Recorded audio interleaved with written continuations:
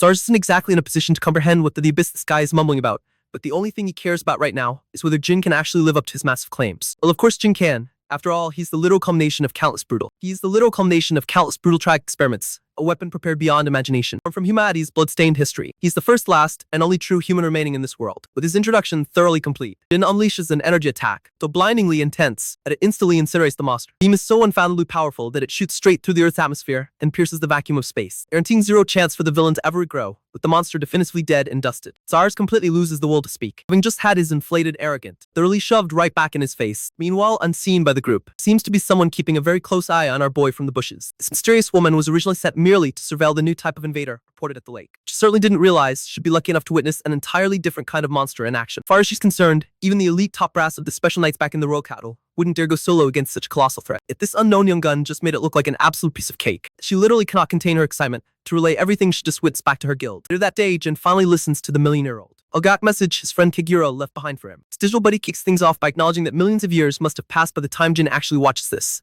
Because of this massive time jump, Kagura desperately wonders what the future of Earth looks like and whether the planet's environment has actually healed. Off the bat, he delivers the bad news. The evil corruptors will never truly go extinct, even if the world itself drastically recovers. And honestly, that fact is already pretty evident since Jin literally just finished fighting one. Kagura reveals that while Jin was in deep hibernation, he periodically entered cold sleep himself, as to observe the gradual changes happening across the globe. Thanks to the environmental restoration, the overall number of corruptors was steadily decreasing. Unfortunately, as the ecosystem shifted, corruptors began to evolve right alongside it. This adaptation was a glaring sign that the world would never be able to completely rid itself of this menace. To counter this, Kagura explains that he intentionally genetically edited the newly emerging life forms, giving them the potential to resist the corruptors, rather than just falling prey to them. On top of that, Kagura reveals he left behind a massive power-up specifically for our boy. Yep. That ominous syringe full of glowing green liquid is exactly what Jin needs to inject directly into his veins. Upon doing so, Jin's body immediately begins to crackle and radiate with arcane energy. The serum he just took grants him 100% compatibility with the nano machines. Once the integration is fully complete, Jin gains the insane ability to turn physical objects through nanomachine-shaped transformation. The best part, this upgrade is just the tip of the iceberg. His old friend reveals that he has hidden similar power-ups scattered all across the world. He purposely didn't store them all in one place, just in case the corruptors manage to destroy a facility and wipe everything out at once. Thus, the scavenger hunt ensures Jin will have to travel across the globe and witness the magnet. Kagura admits he has no idea what kind of threat the corruptors will pose in this distant era, but he's absolutely certain that the future is far brighter than the bleak, apocalyptic reality they left behind is. As the message progresses, Holgat projection shows just how much the poor scientist aged over time. The bittersweet moment, as Kagura expresses profound sadness, knowing he would never be able to see this beautiful, restored world for himself. After officially passing the torch and handing over the responsibilities of the future to Jin, the message finally concludes. And on cue, Hakama and the rest of the gang arrive, actively searching for their so-called guardian, the leader. She and the koala guy Dampo have come to drag him back to the village because the entire settlement is eagerly waiting for him. As they head back, Jin's sharp eyes catch a glimpse of a familiar research facility access key dangling around Hasuma's neck. Curious, he inquires about the pendant, wondering exactly how she got her hands on it. Akuma explains that long ago, an incredible individual told her ancestors to pass it down through the generations as a protect. Hearing this, Jin is deeply moved. He's thrilled that his friend went to such incredible lengths to set everything up for him, leaving him feeling profoundly indebted to Kagura. Back in the center of the village, a full-blown party is already underway. While everyone is busy stuffing their faces and drinking, kids finally parade their guardian back into the spotlight. However, the mood shifts slightly as the adult villagers immediately start gossiping upon seeing an inferior species creature. To their narrow minds, it simply doesn't make sense for a biologically ordinary being to hold the legendary title of Guardian, the leader. Just as they're loudly doubting our boy's potential, Sars suddenly stands up and completely goes off on the group for daring to point fingers at their savior. He even goes so far as to dish out some well-deserved punches. After all, these hypocrites were the very same cowards who hightailed it out of there the second danger reared its ugly head. Watching this wild back and forth, Hasuma and Dampo can practically smell the sheer hypocrisy radiating from Sars. After all, he was literally the first person to scoff at and vehemently doubt Jin's strength just a few hours prior. The village grandmother steps forward to address. And personally feeling overwhelmingly indebted, she attempts to express her utmost gratitude on behalf of the entire settlement. The reality is, if it weren't for his timely intervention, none of them would be standing there right now. The village would have been reduced to ash. True to form, my guy nonchalantly brushes off the flattery, insisting it was just part of his job. Still, he knows these folks won't let him off the hook without giving him something in return as a gesture of goodwill.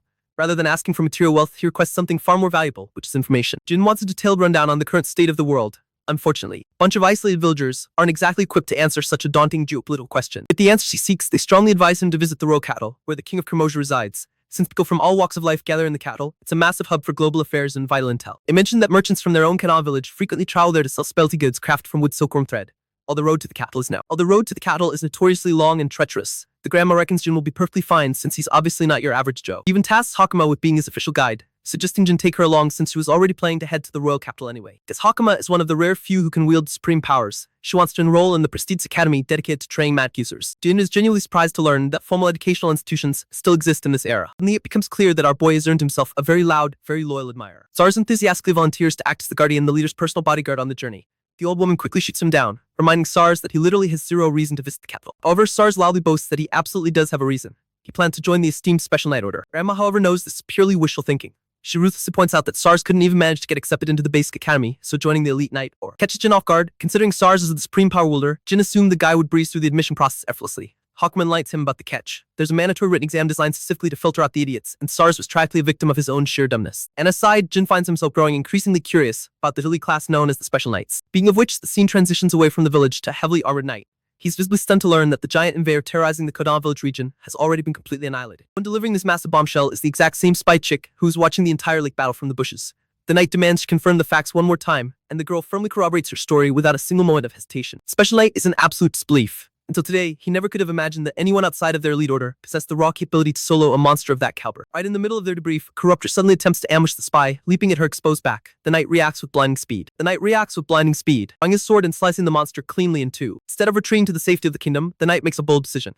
He's officially too intrigued, eager to personally track down and meet the mysterious man who effortlessly slaughtered such an enormous beast. Jin wakes up to a Gordis, enjoying the taste of air, still finding it hard to believe that he could enjoy a scenery like this. Part of him regrets that his dear friend Kagura can't see it alongside him. One of the kids brings him his clothes, urging the guardian, the leader, to put them on. In the next scene, we have our boy out on the village side. Akuma's grandma is telling her to fulfill her duty properly as a guide. Sars is acting all fed up that he couldn't be the one to lead Jin as a travel guide. He takes special interest in the guy and even praises Sars' movement, assuring him that he'll be waiting for his arrival at the royal capital. This mark turns Sars squealing into a fangirl, wishing the guardian the leader the best and hoping that he takes care of Hakama. Hakama herself is told to be safe. And with that, the journey, the midget and the tall man walk together, crossing all kinds of gorgeous and scenic views. Hakama shows him around. Till finally setting camp, Jin asks about how far the capital is. Apparently it's 4 more days of walking, so it's not as far as he expected, which is really curious about his side and why he's been on exploring the world. Refusing to share, he tells her that it's a secret. Deep down, Gojo over here knows that the corruptors are still alive based on Kagura's loose description, and he got to encounter a few in this era. Their normal rate of reproduction only occurs in destroyed and polluted environments, the exact opposite of this place, which means something or someone is causing a change behind the scenes that needs to be investigated. Akuma is scared to see him make a face so serious while lost in thought,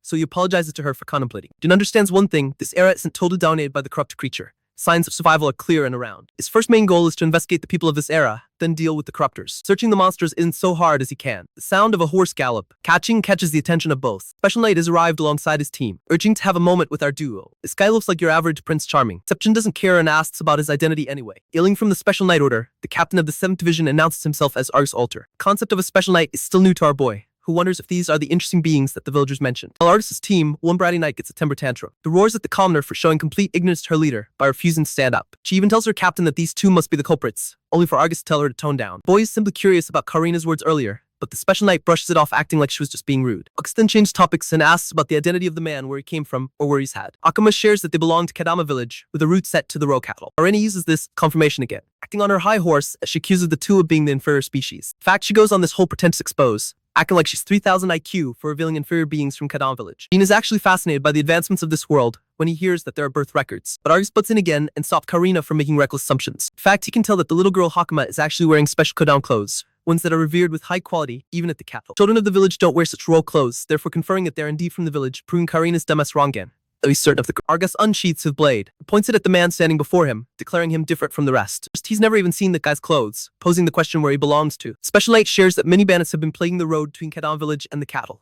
It's possible that this guy is one of those bandits trying to track children and hook. Hakama is also in on the act while acting harmless. The little girl tries to pitch in with a denial, but they don't believe a single word. Without thinking things through, Hakama charges up an attack, only to get cornered with several magical swords pinning her from every direction. Here's the praise of the Special Knight for having the supreme power. While our boy is pretty impressed by the power of a Special Knight, Argus's capabilities are strong. Jin can see that right away. And now that he's in a position of true authority, the Special Knight demands an explanation on where the man came from. That information will be the deciding factor between letting our boy live or not. But just hearing that, Jin glares at him with the look of murder. Tension is strong, but eventually, O decides not to pursue his feelings and simply gasps that he came from Kadan village. Karina jumps up to call him a liar to his face. Argus genuinely accepts this explanation and puts down his weapon.